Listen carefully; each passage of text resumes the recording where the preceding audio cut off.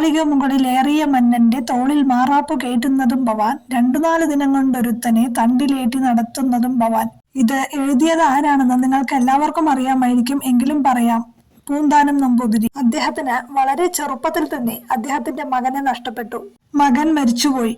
അപ്പോ അദ്ദേഹം തീരുമാനിച്ചു, ഇനി എന്റെ മകനായിട്ട് ഉണ്ണിക്കണ്ണൻ മതി, ഗുരുവായൂരപ്പൻ മതി എന്ന്. അദ്ദേഹം ഗുരുവായൂരപ്പന്റെ വലിയൊരു ഭക്തനായിരുന്നു. ഒരുപാട് കഷ്ടപ്പെട്ട് അദ്ദേഹത്തിന്റെ ആ പരമപവിത്രമായ ഗ്രന്ഥം, വിശ്വപ്രസിദ്ധമായ ഗ്രന്ഥം ജ്ഞാനപ്പാന, ഗുരുവായൂരപ്പന്റെ സ്വന്തം ജ്ഞാനപ്പാന, അതെഴുതിയത് നമ്മുടെ സ്വന്തം പൂന്താനം നമ്പൂതിരിയാണല്ലോ. അദ്ദേഹത്തിന്റെ ഒരു കഥ പറയാം. അദ്ദേഹം മാസത്തിൽ 1 തവണയെങ്കിലും ഗുരുവായൂരപ്പനെ പോയി കാണുക എന്നുള്ളത് അദ്ദേഹത്തിന്റെ ഒരു ശീലമായിരുന്നു. ഇന്നത്തെ പോലെ അന്ന് ഗുരുവായൂർ അമ്പലത്തിലെത്താനായിട്ട് ബസ് സൗകര്യമൊന്നും ഉണ്ടായിരുന്നില്ല. നടന്നിട്ട് വേണം അദ്ദേഹത്തിന് ഗുരുവായൂർ അമ്പലത്തിലെത്താനായിട്ട്. അങ്ങനെ അദ്ദേഹം എല്ലാ മാസവും ഗുരുവായൂർ അമ്പലത്തിലെത്തുമായിരുന്നു. പ്രായമായപ്പോ അദ്ദേഹത്തിന് വയ്യാതെയായി. 2-3 ദിവസമൊക്കെ നടന്നിട്ടാണ് ഗുരുവായൂർ അമ്പലത്തിലെത്തുന്നത്. അപ്പോ ഒരു ദിവസം അദ്ദേഹം ഗുരുവായൂർ അമ്പലത്തിലേക്ക് വരണ സമയത്ത് അദ്ദേഹം ഒരു കാട്ടിലെത്തി. അങ്ങനെ കാട്ടിലെത്തിയ പൂന്താനത്തിന്റെ മുൻപിലേക്ക് കുറെ കൊള്ളക്കാർ ചാടി വീണു. അപ്പോ പൂന്താനം ഭയന്നിട്ട് അവരോട് പറഞ്ഞു, എന്റെ കയ്യിൽ ഒന്നുമില്ല, എന്റെ കയ്യില് ഗുരുവായൂരപ്പന് കൊടുക്കാനുള്ള കുറച്ച് കാണിക്കപ്പണമുണ്ട്, പിന്നെ അല്പം മുഷിഞ്ഞ വസ്ത്രങ്ങളുണ്ട് ഈ ഭാണ്ഡത്തില്, അല്ലാതെ എന്റെ കയ്യില് വേറെ ഒന്നുമില്ല. ഇത് കിട്ടിയിട്ട് നിങ്ങൾക്ക് എന്ത് ചെയ്യാനാ? കൊള്ളക്കാര് ഇത് കേട്ടിട്ട് വിശ്വാസം വരാതെ അയാളുടെ ഭാണ്ഡം എടുത്ത് തപ്പി നോക്കി. അപ്പോ അയാള് പറഞ്ഞത് സത്യമാണെന്ന് മനസ്സിലായി. അതിനുള്ളില് ഒരു 10-12 രൂപ, അതായത് ആ 10-12 നാണയവും കുറച്ച് മുഷിഞ്ഞ വസ്ത്രങ്ങളും അല്ലാതെ വേറെ ഒന്നും ഉണ്ടായിരുന്നില്ല. പക്ഷെ എന്നിട്ടും കൊള്ളക്കാർ പൂന്താനത്തെ വെറുതെ വിടാൻ ഒരുക്കമായില്ല. അവർ പൂന്താനത്തോട് പറഞ്ഞു, നീ ഞങ്ങളുടെ ഒളിസങ്കേതം കണ്ടുപിടിച്ചല്ലോ, ഇനി നീ തിരിച്ചു വരുമ്പോ ആളെ കൂട്ടി വരില്ല എന്ന് ആര് കണ്ടു? പൂന്താനം അവരുടെ ഒളിസങ്കേതം കണ്ടുപിടിച്ചല്ലോ, ഇനി തിരിച്ചു വരണ സമയത്ത് ആളെ കൂട്ടി വന്ന് ഇവരുടെ കച്ചവടം ഇല്ലാതാക്കാനും ശ്രമിക്കില്ല എന്ന് ആര് കണ്ടു എന്നായിരുന്നു അവരുടെ പേടി. അതിനാൽ അവർ പൂന്താനത്തെ കൊല്ലാൻ അല്ലെങ്കിൽ ആക്രമിക്കാൻ തയ്യാറാവുകയാണ്. ഒരാള് പൂന്താനത്തിന്റെ കൈ രണ്ടും പിന്നിലേക്ക് ചേർത്ത് പിടിച്ചു, മറ്റൊരാള് അദ്ദേഹത്തിന്റെ കഴുത്തിന് കുത്തിപ്പിടിച്ചു, പിന്നെ വേറൊരാള് അദ്ദേഹത്തിനെ തല്ലാനായിട്ട് കൈ ഓങ്ങുകയാണ്. അപ്പോ പൂന്താനം പെട്ടെന്ന് അയ്യോ എന്റെ ഗുരുവായൂരപ്പാ എന്ന് നീട്ടിയ ഒരു വിളി. അപ്പൊ ഒരു ആപത്ത് വരണ സമയത്ത് നമ്മുടെ ഇഷ്ട ദൈവങ്ങളെ അല്ലാതെ വേറെ ആരെയാണ് വിളിക്കുക, അല്ലെ? അങ്ങനെ പൂന്താനം ഗുരുവായൂരപ്പനെ വിളിച്ചപ്പോ എവിടുന്നോ ഒരു കുതിരക്കുളമ്പടിയുടെ ശബ്ദം ഇങ്ങനെ കേൾക്കണം. നോക്കുമ്പോ അതിങ്ങനെ പൂന്താനവും കൊള്ളക്കാരും നിൽക്കുന്ന സ്ഥലത്തേക്ക് ഇങ്ങനെ വരികയാണ്.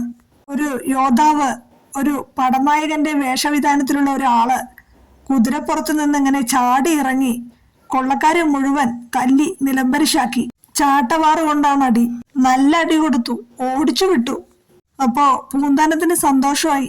എന്നെ രക്ഷിച്ചല്ലോ അങ്ങ്, എനിക്ക് ഒരുപാട് സന്തോഷമായി, ഒരുപാട് നന്ദിയുണ്ട് എന്ന് പറഞ്ഞപ്പോ വന്ന ആള് പറഞ്ഞു, സന്തോഷം, ശരി എങ്കിൽ ഞാൻ പൊയ്ക്കോട്ടെ, എനിക്ക് കുറച്ച് തിരക്കുണ്ട്. അപ്പോ പൂന്താനം പറഞ്ഞു, അങ്ങ് ആരാണെന്ന് പറഞ്ഞില്ലല്ലോ, ആരാണെന്ന് പറയൂ. ഇത് കേട്ട അയാൾ പറഞ്ഞു, പേരൊന്നും അറിയണ്ട, അതൊന്നും കുഴപ്പമില്ല പൂന്താനം, ഗുരുവായൂരപ്പന്റെ അടുത്തേക്കല്ലേ, ശരി പൊയ്ക്കോളൂ എന്ന് പറഞ്ഞു. അപ്പോ പൂന്താനം പറഞ്ഞു, അയ്യോ അങ്ങനെ പറഞ്ഞാ പറ്റില്ലല്ലോ, എന്നെ രക്ഷിച്ച ആളല്ലേ അങ്ങ്, അപ്പോ എനിക്കറിയണ്ടേ അങ്ങ് ആരാണെന്ന്.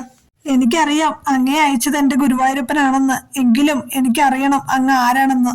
അപ്പോ അദ്ദേഹം പറഞ്ഞു, ഞാൻ സാമൂതിരി രാജാവിന്റെ പടത്തലവനായിട്ടുള്ള മങ്ങാട്ടച്ഛനാണ്. ഈ വഴി പോകുമ്പോൾ അങ്ങയുടെ നിലവിളി കേട്ടു, അതാണ് ഞാൻ ഇങ്ങോട്ടേക്ക് ഓടി വന്നത്. മാങ്ങാട്ടച്ഛനോട് വലിയ ബഹുമാനമാണ് പൂന്താനത്തിന്, കാരണം സാമൂതിരി രാജാവിന്റെ പടത്തലവനാണല്ലോ അദ്ദേഹം.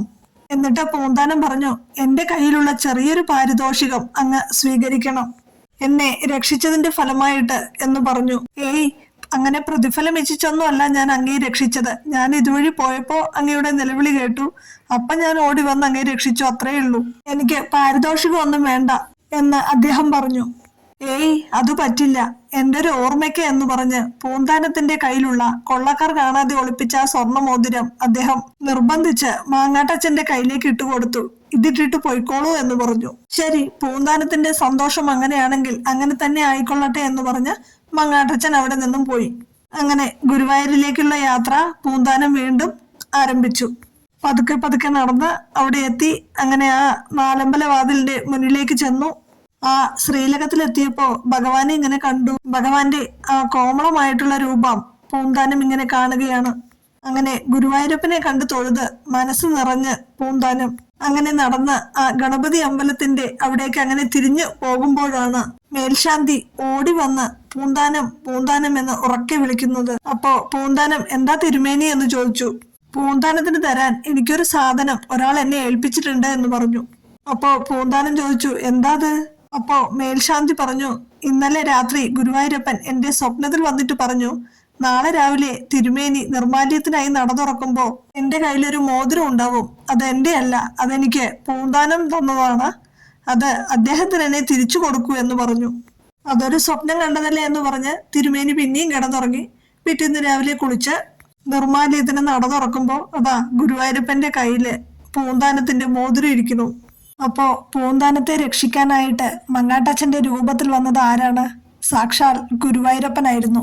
നമ്മുടെ ഏതെങ്കിലും ഒരു വിഷമഘട്ടത്തില് എന്റെ ഗുരുവായൂരപ്പ എന്ന് നമ്മളൊന്ന് നീട്ടി വിളിച്ചാൽ മാത്രം മതി, ഏതെങ്കിലും ഒരു രൂപത്തിൽ വന്ന് നമ്മൾക്ക് തുണയേകും നമ്മുടെ ഗുരുവായൂരപ്പൻ.